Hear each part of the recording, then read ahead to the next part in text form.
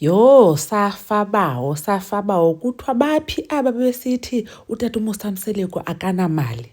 Bukani uthengele umangwabe indlu, wathengela umayeni indlu, nanku ngoku ethengele uMacele imenshini yomhlaba. Nithini ke ngoku benibhizinisi ithi lo tata akanamali? Molweni, ndanamkela kuMamgobhozi TV. Now besithetha ke bethunani, nam ndazifaka because ke besisithi hayi iyatekateka into yalo tata noba kuthiwa unemali. Anamali lo tata, isithembu sakhe ubhalanse ngomakhumalo.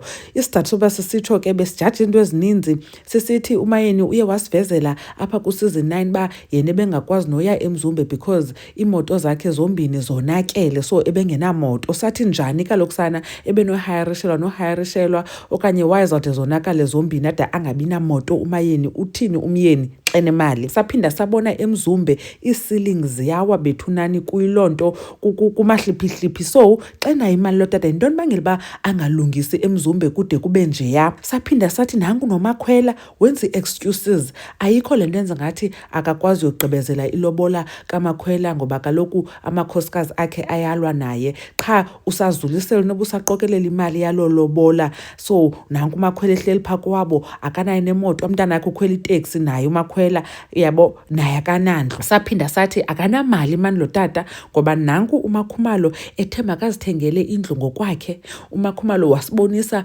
nee-renovations ezi-over 700,000 azikhupha empokothweni yakhe. NoMphemba phaa eMzumbe usabhatalwa nguMakhumalo, and uMakhumalo yatsho uba uyamncedisa ngelinye ixesha xa epitsekile phaa emakhosikazini akhe. Wachaza ke nomayeni futhi uba utata uMosamseleko shem, ewe abantwana bakho uyabathanda, uyabahoya, but kuba khona sometimes amagingxigingxi angenzi kakuhle. Ever since bemuvele phaa kulaa ndlu kukhona apho engenzi kakuhle khona, I think financially ke usapota. So ibizezo zinto besizi-observa bethunani sizenze basithi hayi ngathi akanamali lo tata. So ngoku le ndlu kaMacele futhi asiyazi noba uyithenge yes, naxa ithenge ngebond still iyasibonisa ke uba noko unayo i-financial muscle because bastrict kakhulu. Awuzovela unikwe indlu ingeyesithathu okanye ingeyesine ube bebona uba financially awumanga kakuhle, uyascrutinizwa. So still ke nalapho it means uba noko unayo imali anayo. Asiyazi ke uba uqhubekeka yonke into, abantwana kuzawuba rayithi,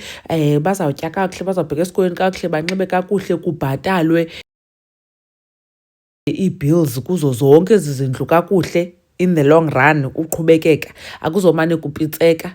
Asiyazi neemoto nee-insurances ezibucaba ngathi kuthiwa zibhatalwa nanguMakhumalo, asiyazi into esayibona. So ke bethunani ke kutshiwo kuthiwa thethani kaloku benibhizi nigxeka nisithi akanamali. Hayi bethunani, umsebenzi siyawubona, uthando nesithembu siyalibona. It's the best reality TV show apha eSouth Africa, honestly. It's doing very well. And then ke kunenye le ishow yabo abantu bakwaXaba nayo yenza kakuhle kakhulu. Siyazi uba yenziwa nguThanks Ma, and I think basezawukhula bakwaMseleko basiphathele nee-reality TV shows ezirayithi esireleyithayo kuzo thina as abantu abamnyama.